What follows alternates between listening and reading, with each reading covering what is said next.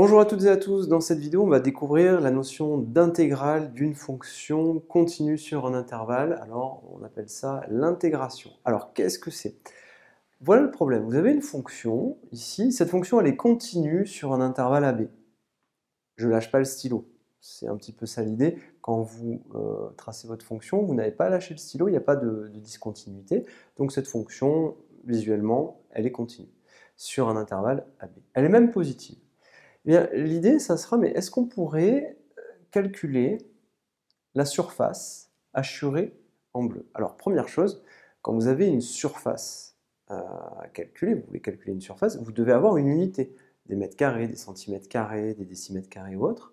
Eh bien, ici, notre unité d'air, ça ne sera pas le centimètre carré ni le décimètre carré, parce que cette quantité-là, vous voyez, ici, vous avez une unité de longueur, ici, sur cet axe, et là, vous avez une autre unité de longueur, sur l'autre axe, eh bien, on dira que cette surface-là, ça correspondra à une unité d'air. C'est l'unité d'air avec laquelle on décidera de travailler, c'est-à-dire que cette quantité-là, ça correspondra à une unité d'air. Si, par exemple, je faisais le double, ici, j'aurais tout simplement, si j'écrivais ici 2, et bien ici, comme ceci, toute cette surface-là, ça correspondrait à 2 unités d'air, tout simplement.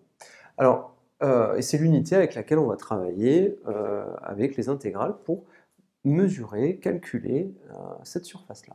Alors, qu'est-ce que c'est qu'une intégrale? Revenons au sujet. Si notre fonction f est continue sur un intervalle AB et qu'en plus elle est positive, continue et positive, eh bien, l'intégrale de a à b, donc ici ce sont les bornes, on appelle ça les bornes de l'intégrale, a ici, b ici, la plus petite valeur ici, la plus grande valeur ici. La fonction f de t dt, ça vous permettra de comprendre avec quelle variable on travaille. Si on travaille une variable x, on écrira f de x dx avec un t f de t dt. Donc ici, ça stipule quelle est la variable.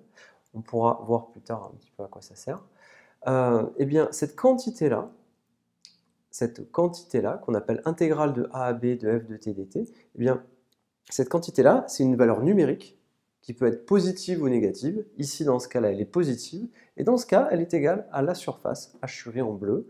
Et son unité, eh bien, si cette quantité-là, elle vaut, je sais pas, 2,4, eh bien, on dira qu'elle vaut 2,4, mais attention, unité d'air, tout simplement. Alors, je vous conseille bien sûr de faire des petits exercices pour vous en convaincre et pour manipuler l'objet, mais cette quantité-là, quand la fonction est continue et positive, eh bien, ça correspond tout simplement à la surface qui est hachurée en bleu. Rien de très difficile. Et l'unité, on écrira, entre parenthèses, on peut l'écrire ici, UA, entre parenthèses, l'unité, c'est unité d'air, tout simplement.